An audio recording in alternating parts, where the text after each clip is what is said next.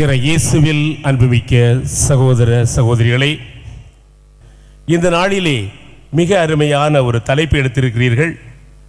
வளர்வோம் களைகளாக அல்ல, பலம் தரும் பயன் தரும் நல்ல பயிர்களாக. அன்புமிக்கவர்களே, பல ஆண்டுகளாக மக்களோடு பணி செய்கின்ற என்னுடைய அனுபவத்திலே இந்த உலகத்திலே நமக்கும் தெரிந்துதான், பிறக்கின்ற எல்லோருமே நல்லவர்கள்தான். எல்லோருமே, எல்லா குழந்தைகளுமே பிறக்கின்ற போது நல்ல குழந்தைகளாகத்தான் பிறக்கின்றார்கள். ஆனால் வளர்கின்ற சூழலிலே, வளர்கின்ற விதத்திலே அவர்கள் பலவிதமான தாக்கங்களுக்கு ஆளாகின்றார்கள். இதை நான் சொல்ல வேண்டியதில்லை, உங்கள் அனைவருக்கும் தெரிந்ததுதான். எனவே வளர்கின்ற விதத்திலே அவர்களுக்கு அவர்கள் வாழ்வில் ஏற்படுகிற நிகழ்வுகளும் அவர்கள் நடக்கின்ற செயல்களும் அவர்கள் தாக்கங்களை, உண்மையான பாதிப்புகளை ஏற்படுத்துகின்றன. இன்று நாம் அருமையான வாசகங்களை வாசிக்க கேட்டோம். அப்போ இன்றைய வாசகங்களிலே முதல் வாசகத்தை வாசிக்க கேட்கின்ற போது அங்கே இந்த மக்களை, இந்த மோசே அவர்களில் ஒரு சிலரை எடுத்து, நீங்கள் செல்லுங்கள், அங்கே சென்று அந்த கானான் நாட்டை பற்றி பார்த்து வாருங்கள் என்று சொல்கிறார்கள். அவர்கள் பார்த்து ரசித்து அங்கே அனுபவித்து வருகிறார்கள். வந்தவர்கள் அந்த உண்மையான அனுபவத்தை அவர்கள் இவர்களோடு, இஸ்ராயல் மக்களோடும் மோசையோடும் தலைவர்களோடும் சொல்லவில்லை. அதை மறைத்துவிட்டு உண்மைக்கு புறம்பாக செயல்படுகிறார்கள். அது அங்கே எதிர்மறையான விளைவை ஏற்படுத்துகின்றதை பார்க்கின்றோம். ஆக அங்கே இருந்தது கானான் நாட்டில் அருமையாக சிறப்பாக இருந்ததுதான். ஆனால் இவர்கள் அதை திரித்து மாற்றி எதிர்மறையாக மாற்றி விடுகிறார்கள். எவ்வளவுக்கு என்றால் அந்த இஸ்ராயல் மக்கள் என்ன சொல்லுகிறார்கள்? இதைவிட எகிப்திலே எவ்வளவு கஷ்டப்பட்டார்கள், துன்பப்பட்டார்கள், அழுது கண்ணீர் வடித்தார்கள், எப்படியாவது இருந்து விடுதலை கிடைக்காதா என்று ஏங்கியவர்கள் இப்போது இந்த தவறான செய்திகளை கேட்டு, இந்த எதிர்மறையான இதெல்லாம் கேட்ட பிறகு அவர்கள் இதைவிட எகிப்துக்கு மேல் அங்கே திரும்ப செல்லலாமா என்று சொல்லுகிற அளவுக்கு ஆகிறது. அந்த அளவிற்கு பார்த்தீர்களா தவறான செய்திகள், தவறான அந்த கழைகள் போன்ற அந்த தகவல்கள் இங்கே நடக்கின்றன. அன்புமிக்கவர்களே, இந்த நற்செய்தியும் அருமையாக எடுத்து சொல்லுகின்றது. நற்செய்தியிலே பார்க்கின்றோம் இல்லையா, எல்லாமே பயிர்கள் வளர்கின்றன, பயிர்களோடு களைகளும் வளர்கின்றன. ஆண்டவர் இயேசு விவேகம் உள்ளவராக, அல்லது அந்த ஓமையிலே வருகின்ற தலைவன் விவேகம் உள்ளவராக இருக்கிறார் என்று சொல்கிறார். களைகளை பிடுங்கி விடுவோம் என்று இல்லை, கவனமாக இருப்போம். ஏனென்றால் பயிர்களுக்கும் நாம் நல்ல உரமிட்டு நல்ல நீர் பாய்ச்சி அதை நன்றாக கவனிக்கின்றோம். எனவே இப்போது ஏதாவது நம்ம பிடுங்கி எடுக்கின்ற போது பயிர்களுக்கு பாதிப்பு வரக்கூடாது என்று காத்திருப்போம். அதற்கு பின்பாக களைகளை பிடுங்கி எறியலாம் என்று சொல்கிறார். அப்போது அந்த ஓமையிலே அந்த தலைவன் இயேசு சொல்கின்ற அந்த வழிமுறையை பார்க்கின்ற போது இங்கே களைகள் கூட அவைகள் பகைவர்களால் அங்கே களைகளும் விதைகளாக போடப்பட்டு அவைகளும் பயிரோடு இணைந்து வளர்கின்றன. இதை பார்க்கின்ற போது அதைத்தான் கலாத்தியர்கள் எழுதிய அந்த வாசகத்திலும் கூட பவுலடியார் சொல்வதை கேட்கின்றோம். அப்போ நல்ல செயல்களாக, நல்ல பயிர்களாக இருக்க நாம் நல்ல செயல்பாடு உள்ளவர்கள் மனிதர்களாக திகழ வேண்டும் என்பதை அதை அந்த வாசகத்திலும் கேட்கின்றோம். மொத்தத்திலே இந்த சமுதாயத்தை பார்க்கின்ற போது ஒரு களை இல்லாத சமுதாயம் இருக்க முடியாது என்ற அளவிலே இருக்கின்றது. அன்புமிக்கவர்களே, இந்த சமுதாயத்தை உற்று பார்க்கின்ற போது 3 விதமான பிரச்சனைகளை மையமாக பார்க்கின்றேன். பல பிரச்சனைகள் இருக்கின்றன. மையமான முக்கியமான பிரச்சனைகளாக பார்க்கின்ற போது 3. முதலாவதாக நாம் பார்க்கின்ற போது நம்முடைய பங்கை மட்டுமல்ல, நம்முடைய மறை மாவட்டத்தை மட்டுமல்ல, நம்முடைய மாவட்டத்தை மட்டுமல்ல, தமிழ்நாட்டை மட்டுமல்ல, இந்தியாவை மட்டுமல்ல, உலகையே இன்று மிகவும் பாதிக்கின்ற பெரிய பிரச்சனை போதை கலாச்சாரம். போதை இன்று சிறுவ பருவத்திலேயே, அன்புமிக்கவர்களே, ஒரு காலத்திலே திருமணம் முடிந்து எல்லாம் முடிஞ்சாச்சு, எல்லாம் செட்டில் ஆகியாச்சு, இனி பரவாயில்ல, ஒரு தடவை கொஞ்சம் கள்ளோ ஒரு சாராயம் எல்லாம் சொல்லி குடிச்சா கூட பரவாயில்ல, சரி எல்லாம் முடிஞ்சாச்சுல. அப்படித்தான் எங்கோ ஒரு மூலையிலோ ஒரு சிலர் என்ன செய்தாங்க, அவர் குடித்தார்கள். ஒரு சில ஆண்கள் குடித்தார்கள். ஒவ்வொரு ஊர்ல அங்கங்கே குடித்தார்கள். இன்றைக்கு பார்த்தீங்கன்னா அந்த போதை கலாச்சாரம் அது எப்படி இதான் தவறான செய்தி.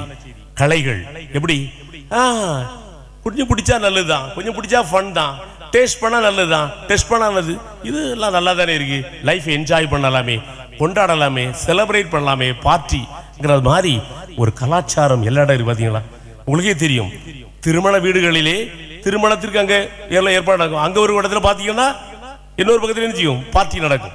நடக்கூடியது எல்லா விழாக்களும் திருவிழா, ஊர் திருவிழாக இருக்கட்டும், அங்கே ஒரு இடத்துல என்ன செய்யும், இதற்கான ஏற்பாடு நடக்கும்.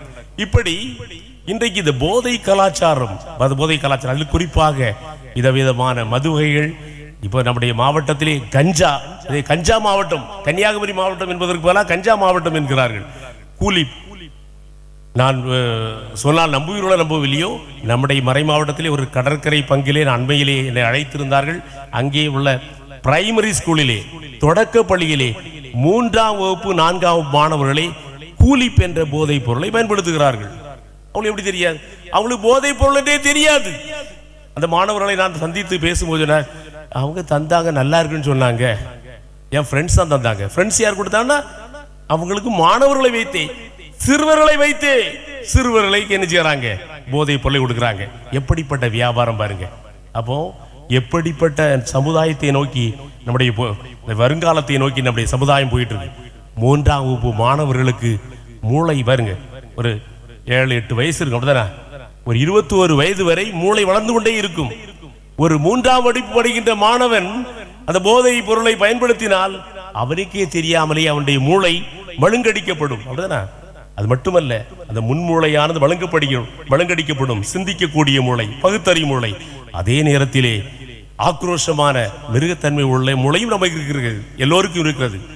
அந்த மூளையிலே அவருக்கு நோயை உருவாக்கும். அந்த சிறு வயதிலேயே அது எப்போதுமே எப்போதான் கிடைக்காதா என்று தூண்டிக்கொண்டே இருக்கும்.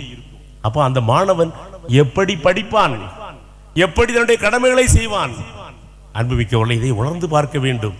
ஆனால் இந்த சமுதாயத்து கலாச்சாரத்தில் பார்த்தீங்கன்னா யாரு குடிக்கல, யாரு இதெல்லாம் போடல, பாக்கு போடல, யாரும் எல்லாரும் பண்றாங்க மாதிரி எல்லோரும் சகிக்கின்ற அளவுக்கு, எல்லோரையும் அதை இல்லையா ஏற்றுக்கொள்கிற அளவுக்கு ஒரு மனப்பான்மை இருப்பதை பார்க்கின்றேன். இது உண்மையிலேயே ஒரு சாபக்கேடு. அன்புமிக்கவர்களை, போதை என்ன செய்யும் என்பதை அறியாமலேயே பலர் இருக்கின்றார்கள். போதை பொருள் ஒரு சின்ன உதாரணம், உண்மையிலேயே நடந்த ஒரு கதை, ஒரு நிகழ்வை நான் உங்களோடு சொல்லுகின்றேன். ஒரு குடும்பத்திலே ஒரு அப்பா, 3 பிள்ளைகள்.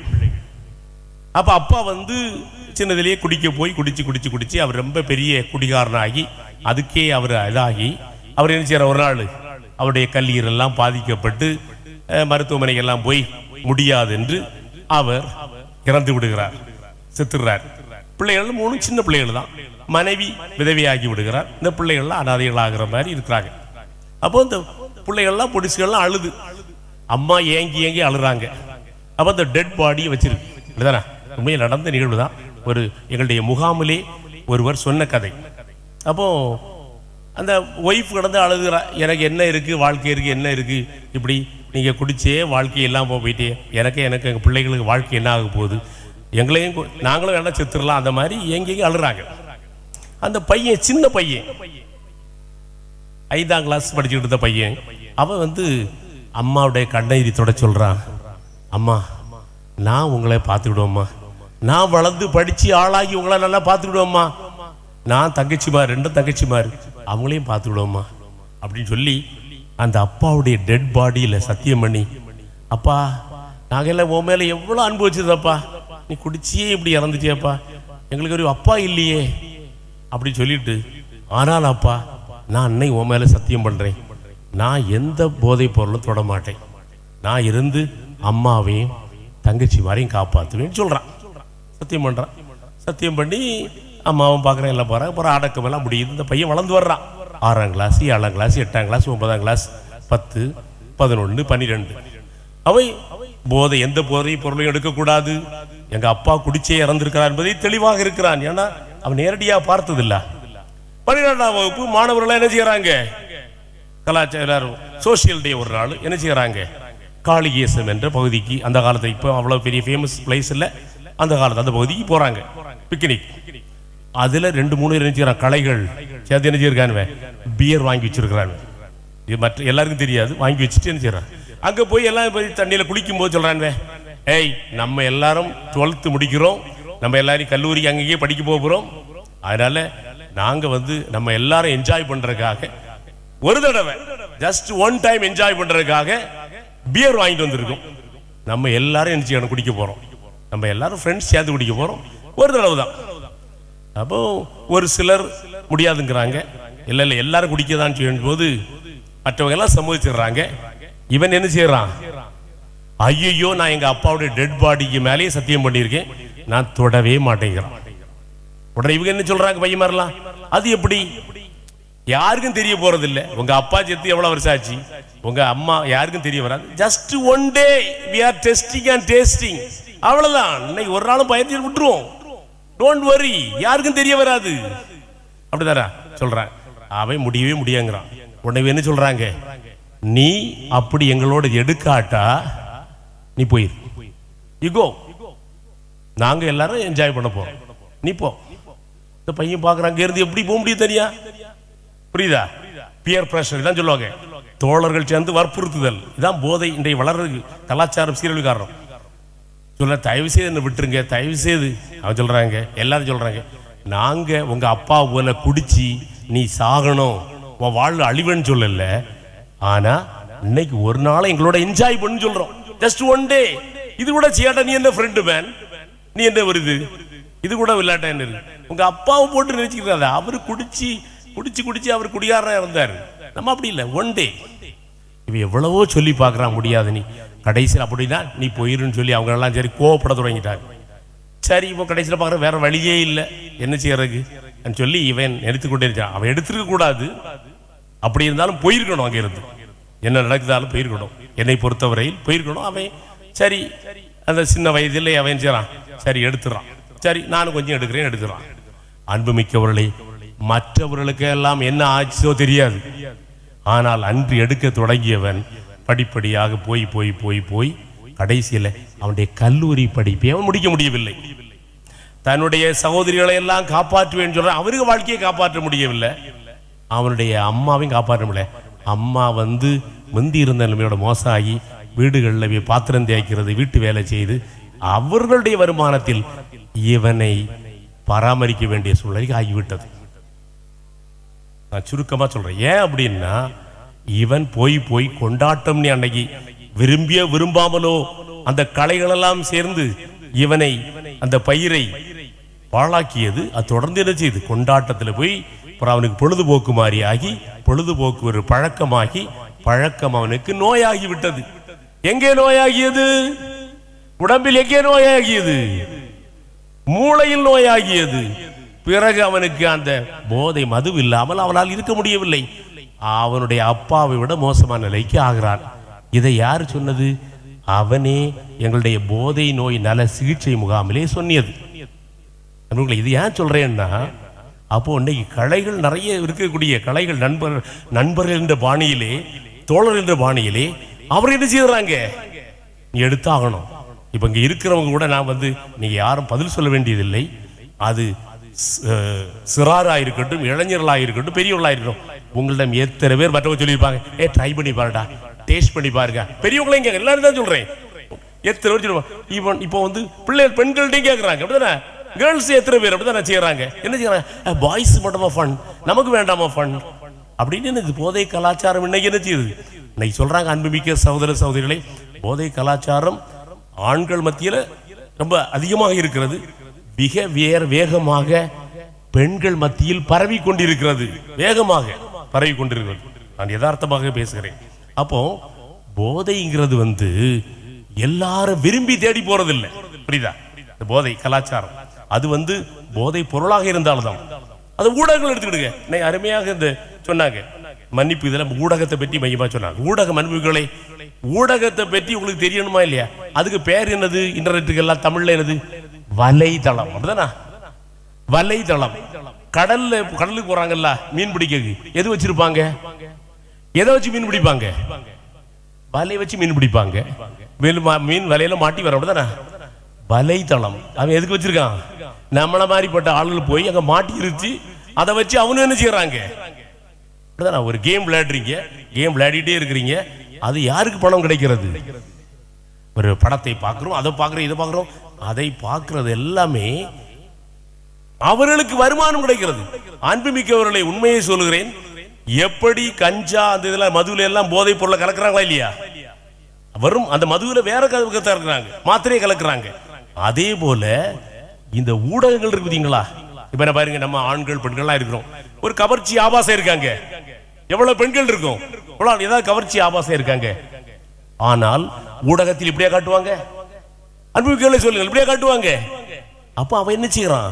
வேண்டுமென்றே ஆட்களுடைய இல்லையா, ஆட்களை கவரும் வண்ணம், கவர்ச்சியை உருவாக்கும் வண்ணம் அப்படி பண்றான். அது எங்கே? அந்த போதை பொருளை போலதான் அதுக்குள்ள போறவங்களுக்கு அங்கே மூளையில் பதிவு ஏற்படுகிறது. அந்த கேம் எப்போ விளையாடலாம், திரும்ப எப்போ அந்த காட்சியை பார்க்கலாம், திரும்ப எப்படி எப்போ போய் இதை மாதிரி பண்ணலாம் மாதிரி என்ன செய்யுது? மூளையில் உருவாக்குகிறது. அவர்களாக விரும்பி போவதில்லை, உருவாக்குகிறது. அது ஃப்ரீ டைம் வந்தோட என்ன செய்யும்? எப்படி போதை பொருளை நாடுகிறார்கள் அது போல என்ன செய்யும்? ஊடகத்தை பார்க்கலாம், செல்போன் பார்க்கணும். அன்புமிக்கவர்களே, எனக்கு அருமையா இதுக்கு ஒரு உதாரணம் சொல்லணும்னா, உங்க மனசுல பதிஞ்சிருக்கணும்னா, அது அருமையான உதாரணம் தான் சிலந்தி வலை. பாத்தீங்களா இல்லையா? நம்ம வீடுகளில் இப்போ சிலந்தி வலை ரொம்ப இல்லை, அப்படிதான் வீடுகள் எல்லாம் உடனே ஒற்றை அடிச்சிடும். இந்த சிலந்தி வலை நீங்க பாத்தீங்கன்னா, சிலந்தி வலையை விரிச்சுட்டு காத்திருக்கும். என்ன செய்யும்? ஒரு பூச்சி போனோம்னா வரவேற்கும், வாங்க வாங்கன்னு வரவேற்கும். அது என்ன செய்யும்? காபி டீ எல்லாம் போட்டு கொடுக்கும். என்ன செய்யும்? சாப்பிட்டுருப்போம், சாப்பிட்டாது. சிலந்தியில வலையில ஒரு பூச்சி விழுந்தோட என்ன செய்யும்? சிலந்தி வந்து பார்க்கும், வந்து என்ன செய்யும்? முதல்ல வந்து என்ன செய்யும்? ரெக்கை கால்களை என்ன செய்யும்? கட்டு போடும். நல்ல கவனி, ஒரு நாள் போய் பாருங்க, கட்டு போடும். எல்லாம் போட்டு கட்டுக்கிட்டு என்ன செய்யும்? சுத்தி சுத்தி சுத்தி வந்து கடைசியில தான் தலைப்பகுதியை சுத்தம். நான் நிறைய நாள் பார்த்துருக்கேன், சுத்திட்டு இருக்கும். அந்த பூச்சி உள்ள கடந்து என்ன செய்யும்? துடியா துடிச்சுக்கிட்டு இருக்கும். அப்புறம் இவருக்கு எப்ப எல்லாம் பசி வருதோ என்ன செய்யும்? இவருக்கு அங்க போய் ஊசியை போட்டு குடி சாப்பிட்டே இருக்கும். அது ஓடாக வர, அந்த இது கூடாகிற வர என்ன செய்யும்? அதை முடிச்சு விடும். அங்க தப்பவே முடியாது. அப்படிதான் நிறைய இணையதளங்கள்ல மாட்டி, இணையதள போதையில பலரும் மாட்டி இருக்கிறார்கள். அப்படிதானா? அப்ப இது கலைகள். இந்த கலைகள்ல என்ன செய்யறோம்? இந்த கலைகள் பெருகிட்டே இருக்கு. நம்ம ஆட்களும் பயிர்களும் என்ன செய்யறாங்க? மாட்டிக்கிறாங்க. அதுபோல நடத்தைகள். அப்படிதானா? பொருட்களை பற்றி சொன்னேன், ஊடகத்தை பற்றி சொன்னேன், அடுத்து நடத்தைகள். இன்னைக்கு அப்படிதானா? சின்ன இதுலேயே ஆபாசங்கள் உருவாக்குறதும், சின்ன வயசுலேயே காதல் வயப்படுறது எல்லாம் அப்படிதானே? காதல்லையே தெரியாது, வயப்படுறதும் ஓடுறதும் போறதும் வரதான் பார்த்தா தன்னுடைய வாழ்க்கையே சீரழிந்து விடுகிறது என்று அவங்களுக்கு தெரியல. இப்ப இந்த மூணையும் சொல்றாங்க. அதாவது போதையூட்டும் பொருட்கள், அதுபோல போதையூட்டக்கூடிய ஊடகங்கள், போதையூட்டக்கூடிய நடத்தைகள், இந்த மூணுமே இன்னைக்கு சமுதாயத்தில் எல்லாரையும் பாதித்து கொண்டிருக்கிறது. குறிப்பாக சமுதாயத்தில் எல்லாருடைய யார் எதை பாதிக்கிறது? மூளையை பாதிக்கிறது. அதனால என்ன ஆகுது? அவர்களால் குடும்பத்தை, தங்களுடைய வாழ்க்கையை இல்லையா, மகிழ்வான நலமான வாழ்க்கையை நினைப்பது நேரம் இல்லை, குடும்பத்தை பற்றி நேரம் இல்லை, சமூகத்தில் செய்யறதுக்கு நேரம் இல்லாம ஆயிருது. அப்படிதானே? அப்போ எல்லாருமே விரும்புகிற உருவலையோ நாமும் பயிர்களை போல இருந்தாலும் பார்ப்பதற்கு அழகா இருக்கும். அப்படிதானே? ஆனால் மனதளவிலும், உள்ளத்து அளவிலும், ஆன்மீக அளவிலும் பலர் கலைகளை போலத்தான் இருக்கிறோம். இப்ப நம்ம சொல்றேன், இப்ப இங்க இருக்க எத்தனை பேரு, இப்ப ஒரு சிலர் போதை பொருள் இந்த மாதிரி எடுத்தவங்க இருக்கலாம். ஊடகங்கள் எடுத்துக்கிடுவோமே, ஊடகங்கள் எடுத்துட்டா செல்போன். வீட்டில் சொல்லுவீங்க, அம்மா நான் ஒரு 10 நிமிஷம் பார்க்குறேன், அல்லது ½ நான் என்ன செய்யறேன், கொஞ்சம் நேரம் இந்த செல்போன் பார்க்குறேன் அப்படி சொல்லிட்டு சொன்னதை விட கூடுதல் நேரம் பார்க்குறவங்க இருக்கீங்களா இல்லையா? இருக்கீங்களா இல்லையா? சொல்லுங்க, இருக்கீங்களா இல்லையா? சிலர் சொன்னதை விட பல மடங்கு செய்யும். அப்ப செய்யறோம். அப்படி வரும்போது நம்ம என்ன செய்யும்? அப்போ நீங்க அவ்வளவு நேரம் இதுல பயன்படுத்தினால் உங்கள் நேரம், உங்களுடைய படிப்புக்கான நேரம், பிள்ளைகளோடும் அல்லது பெற்றோரோடும் பேச வேண்டிய நேரம், சமூகத்திற்காக செய்ய வேண்டிய பொது காரியம், சேவை செய்ய வேண்டிய நேரம் இருக்குதா? நமக்கு நேரம் இருக்குமா? அதுக்கெல்லாம் நேரம் இருக்கு, இதுக்கு நேரம் இருக்காது. அப்புறம் மைண்ட் எப்படி இருக்கும்? ஃபுல்லா அதை பார்த்துக்கிட்டு இருந்தா நம்ம படைப்பாற்றலோடு புது புது காரியங்களை செய்ய முடியுமா? அப்ப நாமும் விரும்புறோமோ விரும்பலையோ கலைகளாக மாறிவிடுவோம். அன்புமிக்கவர்களே, கடைசியாக ஒன்று மட்டும் சொல்லி நான் இந்த மறைவுரையை நிறைவு செய்யலாம் நினைக்கிறேன். இந்த போதைங்கிறது எந்த போதையாக இருந்தாலும் சரிதான், அதிலிருந்து ஒன்று அதற்குள் போகாமல் இருக்க வேண்டும்.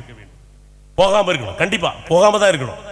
நோ, எந்த விதத்தில் போதை இது எனக்கு நல்லதல்ல, இது கேடானது. ஒரு ஆள் கேட்கிறாங்க, இது நல்லதா எனக்கு கெட்டதா, இதெல்லாம் செய்யலாம செய்யக்கூடாது. அப்ப எனக்கு வேண்டாம். நோ, எனக்கு வேண்டாம். எந்த விதத்தில் இருந்தாலும், பொருளாக இருந்தாலும் செயலாக இருந்தாலும் நடத்தியாக இருந்தாலும் வேண்டாம். அப்படிதானே? அப்படி தெரியாம வசையில் அந்த மாதிரி மாணவனை பேர் சொன்னா இல்லையா, அப்படி ஆளாகி நம்ம அதுக்குள்ள மாட்டிக்கிட்டா இருக்கிறோம். அப்போ நம்ம என்ன செய்யணும்? அதுல வெளிவந்தாகணும். வெளிவராட்ட என்ன செய்யணும்? சிலந்தி வலையில மாற்று அந்த பூச்சி மாதிரி நம்முடைய வாழ்க்கை முடிஞ்சு போயிடும். அதில் வெளிவரதான் செய்யணும். ஆனா சில நேரங்கள் நம்ம என்ன செய்வோம், முயற்சி பண்ணாலும் முடியாது. ஏன்னா அது ஒரு நோயாயிருக்கும். நான் சொன்னா இல்லையா, ஒரு கொண்டாட்டம், பொழுதுபோக்கு, பழக்கம் என்னது நோயாகிறது, அடிக்ஷன். அப்படி ஆனப்புறம் வர முடியாது, நம்மளா வர முடியாது. அப்ப we need help, மற்றவங்களுடைய உதவி தேவைப்படும். அப்போ நாம் உதவி பெற்றுதான் ஆக வேண்டும். பங்கு தந்தையை அணுகலாம், அல்லது நம்முடைய ஊர்ல பெரியவங்களை அணுகலாம், அல்லது எங்களை போன்ற பணி செய்கிறவர்களை அணுகலாம், பண்ணலாம். சிகிச்சை பெற வேண்டும். பிறகு இந்த மாதிரி இதை மாட்டி இதெல்லாம் சரியானவங்க கூட திரும்பவும் அந்த எனர்ஜி, அந்த மூளை அப்படி ஞாபகம் வச்சுட்டே இருக்கும். அவர்களுக்கு தொடர் பராமரிப்பு தேவை. அதனால் தொடர்ந்து வழிகாட்ட வேண்டும். ஒரே ஒரு நிகழ்வு மட்டும் சொல்லுறேன். அந்த போதையிலிருந்து நலம் பெறுவது எவ்வளவு ஒரு மகிழ்ச்சி, போதைக்கு போறது எவ்வளவு பெரிய பாதிப்பு, அதுலேருந்து நலம் பெறுவது எப்படின்னு உண்மை. இதுவும் உண்மையாக நடந்த நிகழ்ச்சி. ஒரு முகாம் நடந்தது. ஒரு முகாமில் நான் கடைசி நாள் முகாமில் நான் பேசுறேன். அவளுக்கு போதையற்ற வாழ்வை பற்றி எப்படி நம்ம வாழ்றது நல்லா இருக்கும்னு சொல்லிட்டு இருக்கும்போது பார்த்தீங்கன்னா, இது மாதிரி தான் நீங்கள் ஃப்ரெண்டில் இருக்கீங்களா, அது மாதிரி நிறைய பேர் இருக்கீங்களா, இந்த ஃபேன் பறந்துட்டு மே மாதம் இதே மாதிரி தான் பகல் நேரம் இந்த ஃபேன் அப்படி வேகமாக வீசினதில் ஒரு ஃப்ரெண்டில் ஏதோ ஒரு அம்மாவுடைய சாரி அப்படி லேசா இப்படி பறந்தது. அப்படி நான் பார்த்தேன், லேசா ஃப்ரெண்டு எப்படி பறந்து. அப்போ தான் பார்க்கும்போது திடீர்னு பார்க்கும்போது வரேன், அந்த அம்மாவுடைய கை, இந்த கை இல்லை, இடது கை இல்லை. ஆனால் அந்த கை அது இல்லை. அந்த பகுதியில் பார்த்தீங்கன்னா புண்ணு மாதிரி. அப்போ தான் கொஞ்ச நாளைக்கு முன்னால் தான் கை போயிருக்கு. ரொம்ப அப்படியே என்ன இருக்குது, புண்ணு தழும்பு அப்படியெல்லாம் இருக்கு. உடனே நான் அப்படி வகுப்பு நடிச்சு அதிர்ச்சி இல்லை, என்னம்மா ஆச்சு உங்களுக்கு அப்படின்னு கேட்குறேன். ஃப்ரெண்டில் அப்படி நின்று தான் வகுப்பு எடுக்கிறேன். அந்த அம்மா அப்படியே எழுமின்னு அப்படியே அழுறாங்க. அங்கே அந்த பெண்களும் இருக்காங்க, அவருடைய கணவருமாறு குடி நோயாளிகள் சிகிச்சை பெறவங்களும் இருக்கிறாங்க. அப்போது இந்த அம்மா அப்படியே அழுறாங்க. எங்கே அழுறாங்க? அந்த கூட்டத்தை ஒருத்தர் எழுப்பி அவரும் அழுறாரு. எழுதி சொல்கிறாரு, ஃபாதர் நான் தான் காரணம். இப்போ என்ன பாச்சு, பைக்லேருந்து விழுந்துட்டீங்களா, என்ன ஆச்சு அப்படின்னு சொல்லி நான் கேட்குறேன். இல்லை, நான் பனையாறக்கூடிய ஆள், பிற குடிப்பேன், பனையாரையும் குடிப்பேன், அப்படி ஆயிட்டேன். அதனால் ஒரு நாள் குடிக்க போக முந்தி குடிச்சிட்டு வந்தேன், திரும்பவும் போதை இறங்கினோடனே திரும்ப குடிக்க போனேன். அப்போ மனைவி 2 பிள்ளைகளை முன்ன விட்டுக்கிட்டு, ஏனி குடிக்க போறாதே, எங்களை வெட்டி கொண்டு போட்டுட்டு போங்க அப்படின்னு அவ சொன்னா. வீட்டு முன்ன கதவுல நின்றுட்டா. நான் போதை மயக்கத்தில் இருக்கேன், எனக்கு என்ன குடிக்கணும் எனக்கு ஒன்றுமே தெரியல. பார்த்தேன், எனக்கிட்ட அரிவாள் இருந்து எடுத்து வெட்டினேன். அவ்வளோதான் எனக்கு தெரியும். அவள் விழுந்தா, நான் போய் குடிக்க போயிட்டேன். அப்புறம் வரும்போது பார்த்தா ரொம்ப நேரம் நான் பின்தான் வந்தேன். இவள் அழுது பாடும்போது சின்ன பிள்ளைகள் பக்கத்துல எல்லாம் போய் சொல்லி எடுத்து வரும்போது கை செத்து போச்சு. அந்த கை சேர்க்க முடியல. ஃபாதர் நான் தான் காரணம்னு சொல்லி அவருக்கு முன்னால், அந்த ஒய்ஃபுக்கு முன்னால் போய் அழுது, என்ன மன்னிச்சிருமா, நான் உன் மேலே உயிரே வச்சிருக்கேன், இந்த பிள்ளைகள் மேலே உயிரே வச்சிருக்கேன், இந்த போதை என்னை இப்படியெல்லாம் பண்ணிட்டுமா அப்படின்னு சொல்லி அவர் என்ன செய்யறாரு, மன்னிப்பு கேட்குறாரு. அப்போ எல்லாரும் அழுறாங்க, எல்லாரும் கண்ணிலே கண்ணீரா இருக்கு நான் அந்த காட்சியை பார்த்து. அப்போ அந்த பெண்மணி சொன்னதான் உங்களுக்கு சொல்றேன். அந்த பெண்மணி எல்லாம் கண்ணை தொட சொல்லுவாங்க, ஃபாதர் என் ஒரு கையை வெட்டி போயிடுச்சு, ஆனா எனக்கும் என் பிள்ளைகளுக்கும் வாழ்வே இல்லை, நாங்க சாக வேண்டியதான் நினைச்சுக்கிட்டு இருந்தோம். எங்களுக்கு இன்னைக்கு என் ஹஸ்பண்ட் இங்க 21 நாள் சிகிச்சை பெற்று இந்த அவர் முகத்தை பார்த்தாலே இருக்கு, குடிக்க மாட்டார், எனக்கு நம்பிக்கை இருக்கு. இதை பார்த்து என் ஒரு கை இல்லை 2 கை போயிருந்தாலும் பரவாயில்ல, எனக்கு நானே என் பிள்ளைகளை வாழ்ந்துடலான்னு நம்பிக்கை இருக்கு. இந்த ஒரு வாழ்க்கை, இந்த ஒரு வாய்ப்பு தந்த இறைவனுக்கு நன்றி அப்படின்னு சொல்லி அந்த பெண்மணி சொன்னாங்க. நான் இதை ஏன் சொல்றேன் அப்படின்னால், நம்ம சமுதாயத்திலும் இந்த களைகளோடு மாட்டி களைகளாக வாழ்ந்து சிலர் வாய்ப்பு இல்லாமல் இருக்க பார்த்தீங்களா, நோயாகி நிறுத்த முடியாமல் குடித்து அவதிப்பட்டு கண்டிருக்கவர்களை அவர்களை ஒதுக்காமல் அவர்களை என்ன செய்ய வேண்டும், சிகிச்சைக்கு அழைத்து அவர்கள் நம்பரை செய்ய வேண்டும். இதனால களைகள் பயிர் களைகளும் அப்படிதான் இருக்கும். ஆனா மனிதர்கள் மாறலாமா இல்லையா? மனிதர்களை மாற்றலாம். எந்த சூழலும் மனிதர்களுக்கு எப்போதும் மாற்றம் உண்டு, எப்போதும் சிகிச்சை பெறலாம், நலம் பெறலாம். எனவே அன்புமிக்கவர்களே, எல்லா விதமான களைகளாக்கும் இந்த போதை பொருட்கள், போதையூட்டும் செயல்முறைகள், நடத்தைகள் நமக்கு வேண்டாம். அதையெல்லாம் தவிர்ப்போம். அப்படி யாராவது அதில் மாட்டியிருந்தால் அவர்களுக்கு உதவி செய்து சிகிச்சை கொடுப்போம். எல்லோருமே ஒரு மகிழ்வான, நிறைவான, ஒரு பயனுள்ள பயிர்களாக வாழ்வோம். இதற்கான அருள்வரத்தை நம்முடைய பாதுகாவலர் தூய பெர்னதத் இறைவன் வழியாக நமக்கு தரட்டும். ஆமீன்.